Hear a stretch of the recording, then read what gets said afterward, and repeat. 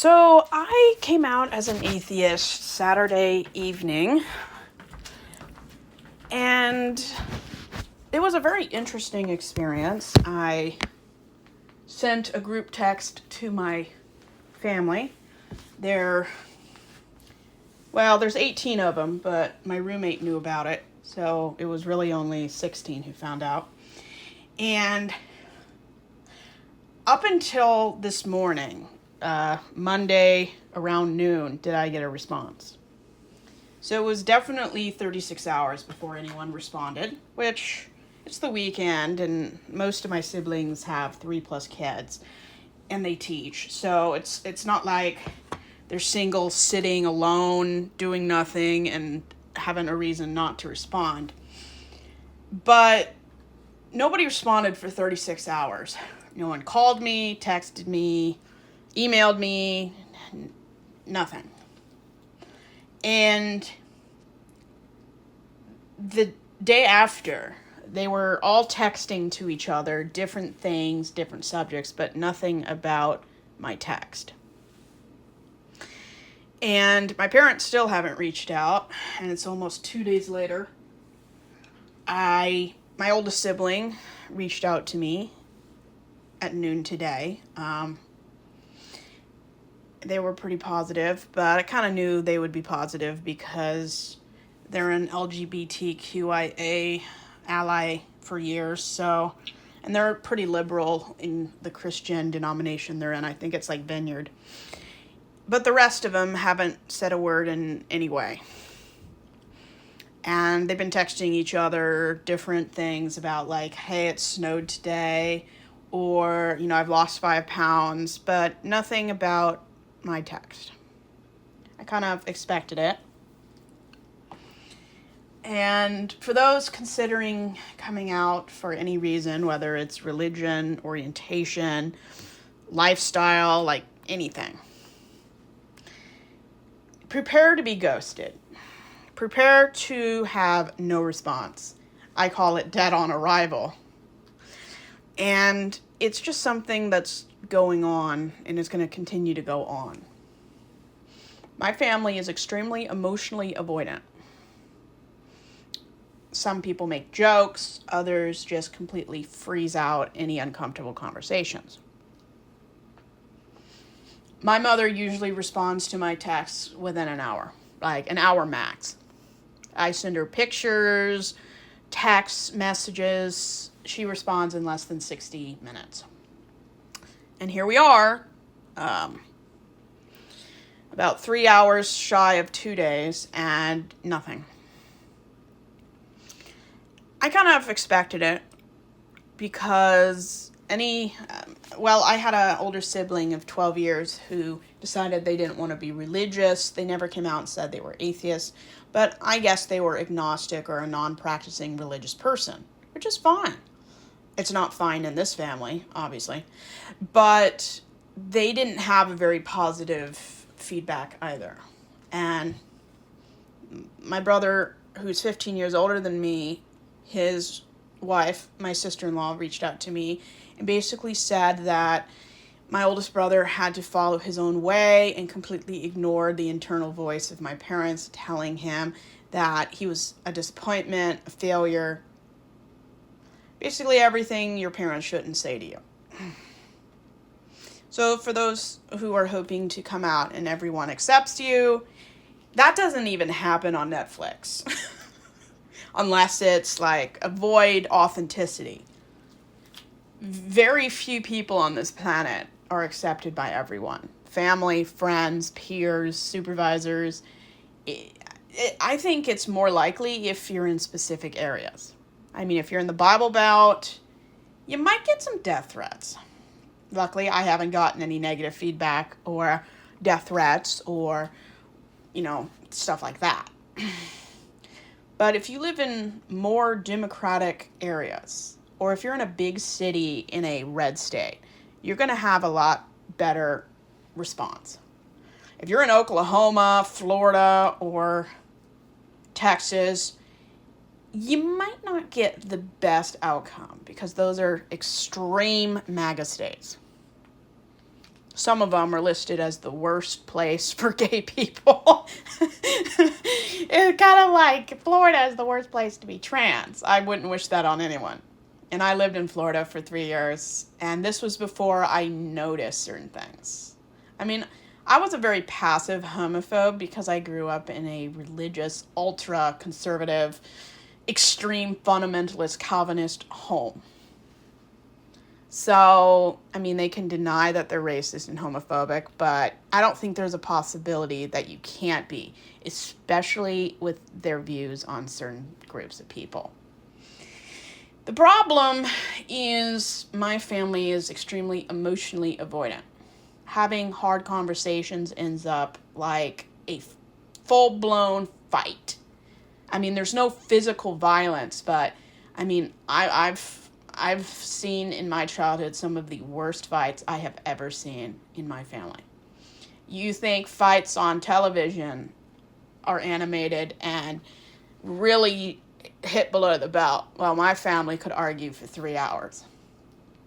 And then 10 days later, just start arguing about the same thing again. Like, never resolved anything. And there's just radio silence. And the roommate who knew about it months before, and I didn't actually come out to her on Saturday. She's known for a few months. She said that they don't know what to say. And I said, well, if someone was dying or getting married or having a kid and announced pregnancy, everyone knows what to say. But the second somebody says something that isn't PC or popular, especially in a religious conservative family, they suddenly don't know what to say. I mean, everyone knows what to say. I mean, if someone admits to being depressed, unhappy, or they admit that they're in an abusive environment, everyone knows what to say. Whether or not they have the confidence and the vocabulary, that's a completely different thing.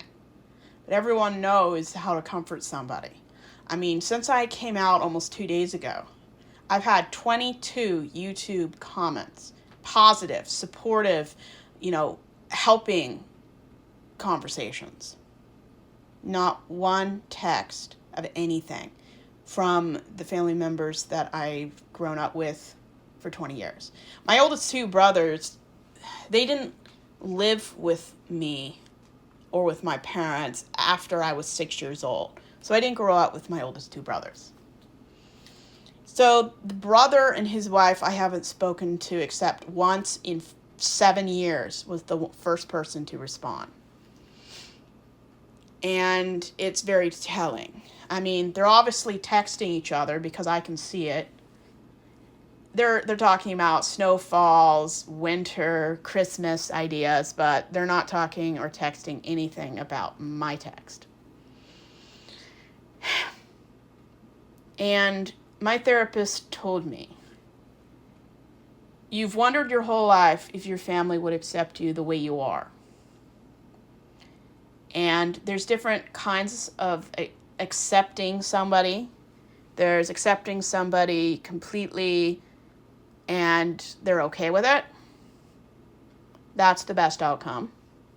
There are people whose parents accept it and then act like nothing's going on.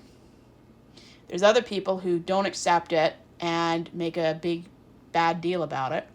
Then there's those parents, you have to leave the house. And then the absolute worst, you have to hide for your life. I've known a few of those people through YouTube. Luckily, I'm financially independent. I have my own apartment. I am financially independent, which means I can earn my own money. So I'm not in school where I'm relying on them for tuition and things like that. And I honestly, unless you know 200% that your parents will throw you a party or announce it on social media because they're proud of you, I would not recommend, and I don't tell people how to come out, but based on what therapists and experts have said, it's best to wait until you're financially independent You have your own place, and you can survive without any assistance from any family member. That's the best time to come out. And if your parents are not going to hug you and celebrate, it might not be safe or best for your mental health, especially if you're under 18. If you're under 22 and you're relying on them for tuition, I would recommend waiting. Yes, waiting is terrible. I mean, I became an atheist early April, and I waited almost 7 months, and it was very long. If you can, wait until you're independent in every way. That way they can't force you to go to church, go to conversion therapy, be counseled by spiritual leaders. It's just the safest option. And if you're from one of those families that will throw a block party if you come out, then come out anytime. Just make sure everyone is a safe person. But I would say the majority of people in red states or ultra-conservative environments, best to wait until you can do everything yourself. And if you have to wait 6 years until you're through high school and college before you come out, I think that would be the best option. If you choose to go a different route, just be aware. You could lose your tuition, your financial and emotional support, and you could be penniless for many years because you have no one in your family that will help you. And coming out isn't always safe for people. And as long as you have a legitimate reason why you're not coming out, due to your safety, you're financially dependent, maybe you have PTSD, and it's just not safe for you, those are legitimate reasons. And if you just don't want to come out, that's a legitimate reason too. As long as you live life with integrity. Try not to lie about being in the closet. If you have to, I'm not going to judge you. There's really no wrong way to live, especially if you're trying to survive. But if you live in an environment where it's safe to come out, or you're in a part of your life where you could come out with very little to no repercussions except for social reasons, then, do what you want. Mental health greatly suffers for a lot of people who have to live a lie and remain in the closet. Which is why if you choose to remain in the closet for months, years, or, for your whole life, which sounds kind of sad, you need to get in with a therapist. Or if you can't afford, or it's just not something viable you can pursue, find people who are trustworthy, confidential, either like in person or on the web. You need a support group regardless of what side of the closet you're in or out. If you don't have a support group and you don't know what to do and things don't turn out like you thought it would, and I'm talking about in the worst, the turnout is worse, not better, you need to have a support group. People who can emotionally encourage, help, mentor, and there are different ways to go about that. And if you don't have that, then I would get busy finding those kind of people. There are a lot of people who get outed or unfortunately come out when they're not able to support themselves or have their own life, whether they're a minor or they're in school.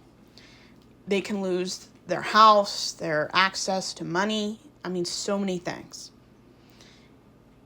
Find a support group because that will help your mental health. It will prevent depression and suicide. It will limit identity crises. And even if you don't come out, it's your life. You can live it the way you want. But I have noticed regarding my own choices and other people's, your mental health will suffer in some way having to hide. And everyone has to decide whether living a lie but having what you want, or living with integrity, risking losing everything and everyone. You have to decide which is better for you. You just don't make choices without knowing everything it entails. Well, there are people out there that come out without realizing how much they'll lose or what they're going to have to make choices about. And coming out, you have to know that a lot of people may reject you, may hurt your reputation, may disown you. I've been in churches where if you don't agree with their doctrine, they get rid of you. They throw you out. And you have to decide if living a lie and having these people's respect is worth your deteriorating mental health, your lack or the draining of your self-confidence. You have to decide if relationships with toxic people are worth what you're getting back. And I've chosen not to be in the closet about my lack of faith because I don't think anything good will come from living a lie. I don't have much of a relationship with my parents besides,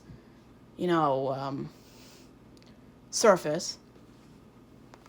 And the only thing I could possibly lose out on is holidays and my inheritance. And I have a good paying job. I make more than $25 an hour full time. If I don't get an inheritance, then I can work till I'm 65 and retire. And that's fine. And yes, just expect everyone to ghost you and to ignore you for a while. If they don't, be surprised, unless you know these people pretty well. And some people might say that ghosting is terrible. Of course it is. But honestly, I prefer silence over people yelling and screaming at me. And people who ghost you due to you being courageous enough to come out, it doesn't reflect on you. It reflects on their mental and emotional immaturity. Because if people love you and accept you for who you are, they don't just go offline without telling you, I need a few days. They don't just go AWOL. They don't not say anything. They don't act like nothing's changed. People who care about you by blood or by friendship won't treat you that way. And honestly, I don't care how much good someone gives me.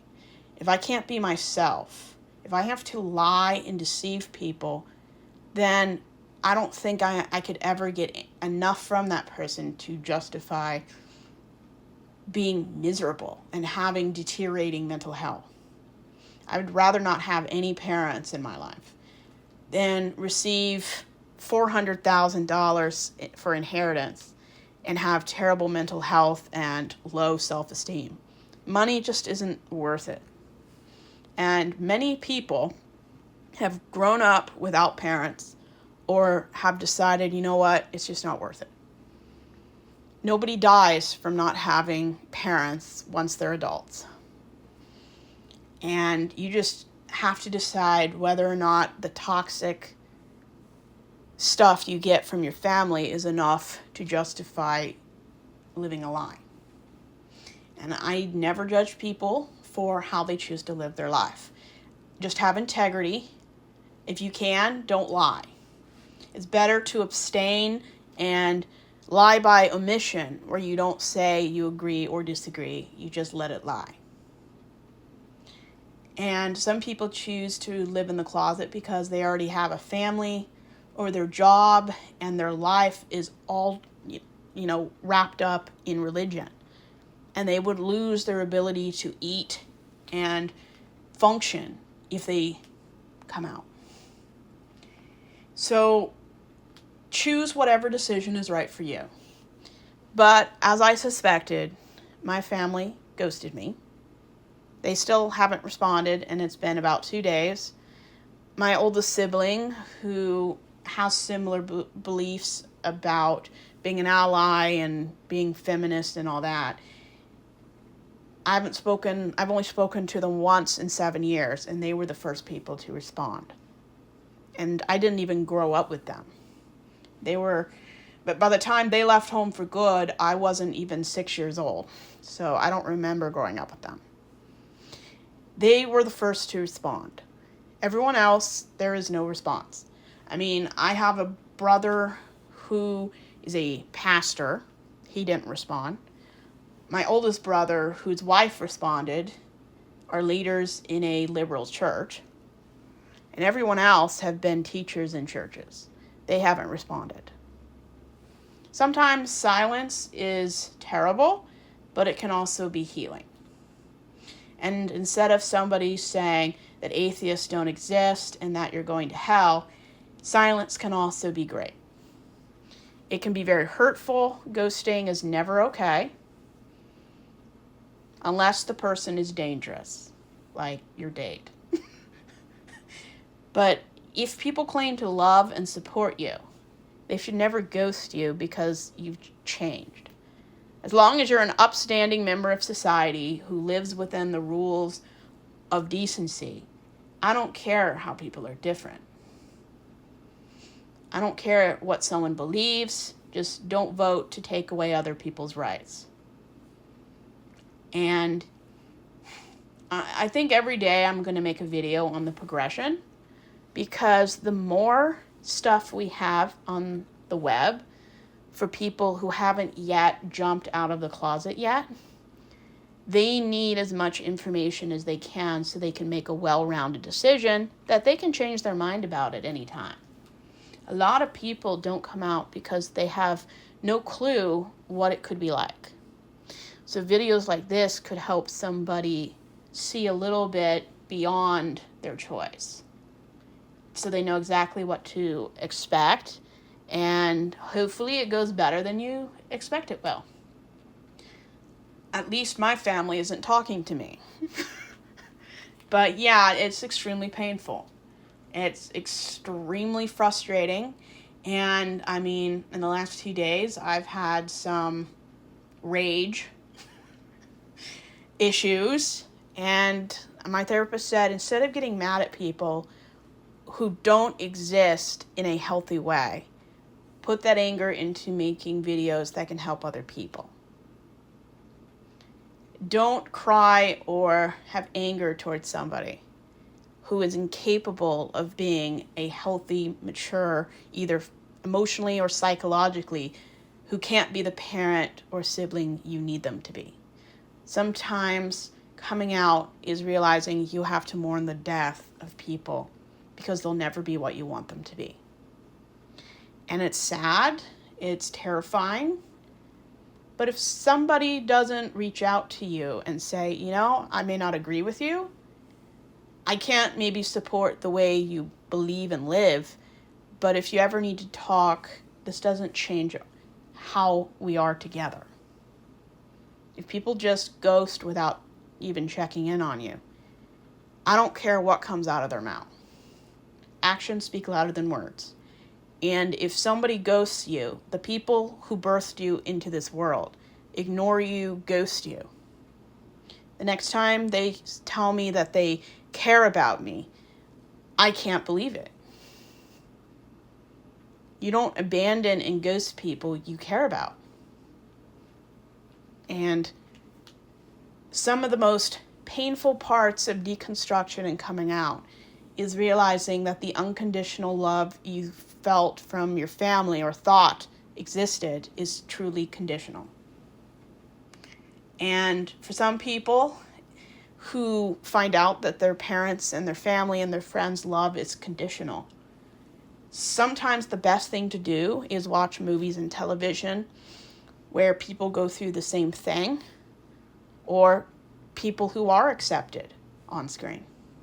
I always enjoy the coming outs in Heartstopper.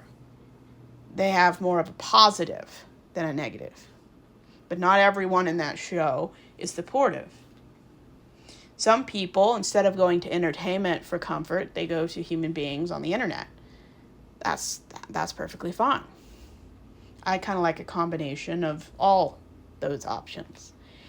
What's sad is there's a lot of people who aren't accepted by their family, friends, and environment who struggle with mental illness before they come out, and it becomes even more isolating. So don't isolate. Find other people. And if you can't find a support system, hold off until you find some people and then come out. Because you're not alone, even if you feel like you are. You're not. There are hundreds of thousands of people who are going through deconstruction. Pastors, religious teachers, Republicans, all kinds of people, doctors, lawyers. They're secretly deconstructing, but due to their career, their family, their roots, they have to do it in secret. The enemy wins if it can convince you you're all by yourself. And there are a lot of people. I live in a small town in South Alaska that has just under 10,000 people. There's hundreds of people going through what I'm going through. They may not be deconstructing religion entirely, but they may be completely changing their lives. And there are a lot of people out there. There are YouTube channels and Instagram and TikTok where people talk about deconstruction and coming out. So before you make a complete life change, make sure you have the support, resources, and confidence to successfully transition into a new kind of life. Don't put the cart before the horse. Unless you get outed or something happens that's out of your control and you didn't choose it. That's terrible, but it does happen. And it's sad that my family in the first 48 hours, they care more about themselves than they do about me. And if someone even has to come out, that says a lot about the environment. We shouldn't live in a society where everyone defaults to being straight and Christian. You're not a Christian because you were born into a family. And as long as parents don't create an environment where they let you decide, where they don't assume that just because 17 other people in your family are fundamentalist Christians, then you must be one too. And luckily, I do have support groups, and I watch things that help me transition. But sometimes you will have to physically go through things alone. But that doesn't mean you can't have thousands of people like YouTube and Instagram that are just a few clicks away. But there's some people out there that are going to be going through this all alone within their family because nobody in their family and friends will support them. So you have to rely on people who are going through it or have gone through it to help. And deconstruction is extremely painful, and it's a type of grief, so not one person's journey resembles everybody's. Everyone is different. And one of the biggest things in deconstruction is mourning who you were, what you lost, the people who just can't be what they should be, like decent parents or supportive siblings. Sometimes you have to mourn everything that you didn't get but deserved. And it can be extremely sad. So make sure you have a support group that can cheer you up, and make sure you have hobbies and things you do that can help you not sink into depression and a victim complex. It's extremely easy to do. And every day gets better. Sometimes it might feel like it's getting worse, but sometimes in order to heal, you have to break a few eggs for there to be healing. It's kind of like when you get a canker sore. Sometimes it gets worse until it finally peaks, and then it heals and it goes away. And deconstruction for some people is a completely different change in identity. Sometimes it can be an entire 180. Some people completely change their gender and how they identify. Other people completely leave everything behind physically, where they completely move out of state because their family is really toxic. And every day I'm going to make a video on the progression of everything. And everyone's family, friends, and environment is different. My family are emotionally avoidant. They think that if they don't talk about the elephant in the room, which is my coming out, it'll go away. My family only accepts things when they can't change it, so they have to just deal with it. They don't accept it. They stand it. They ask God for the endurance to withstand it. That's not the same thing as acceptance and support. They kind of view my atheism like they do death and taxes. It's inevitable. You can't change it. You don't like it. And if you can ignore it long enough, then it'll go away. And that's not healthy. And I've been mourning my family because everyone who comes out deserves to have parents, if they're alive, support them, check on them, make sure they're okay, and give them verbal and emotional reassurance. There's a lot of people out there that don't get that. Sometimes you have to mourn what you deserve that just can't happen because of people's selfishness, narcissism, religious indoctrination, and so many other reasons. Sometimes you're the mature one and your parents just aren't. So the first 2 days have been extremely emotional, hormonal, and the worst is over. I mean, I don't have to live a lie anymore. Everybody doesn't have a fantasy about me. Everyone knows the truth. And yeah, so if I can get through the first week, then it'll just be uphill going forward. And at some point, I will have to confront the people in my family about ghosting me and being utterly selfish. You have to set boundaries. And boundaries aren't about how other people react to you. It's how you react to other people. What you allow, what disrespect, and how you react to that. Boundaries are about what you are okay with, what you will take, and what you just won't. And it can be very uncomfortable for people who have never set boundaries and whose family view boundaries as disrespect and just being a drama queen. And that's why I came out in a text, because anytime I talk to people face to face, it becomes a screaming match and it's just not productive. So each day I'll make a video on how things have progressed. And if you have any questions, just leave them in the comment section.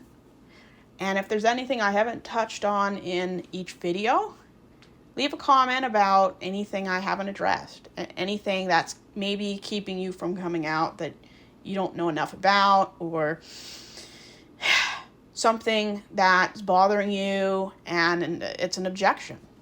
So put them in the comments, and if I can, I'll answer all of them. But first 2 days are hard, and in a way it's like a divorce, a death. You have to mourn it, you have to move on, you have to set boundaries, you have to find out who you are. And if you don't like who you are, you can always change it. Because being an atheist, or being whatever you really are, there aren't any rules. You make the rules. And you have to love who you are. And if you're related and know people that won't accept you, even if you're a carbon copy of what they want, you just have to accept that they'll never be happy. But you have a right to be happy. And if it ticks off people, well, you're not responsible for how immature, toxic people react to normal life changes.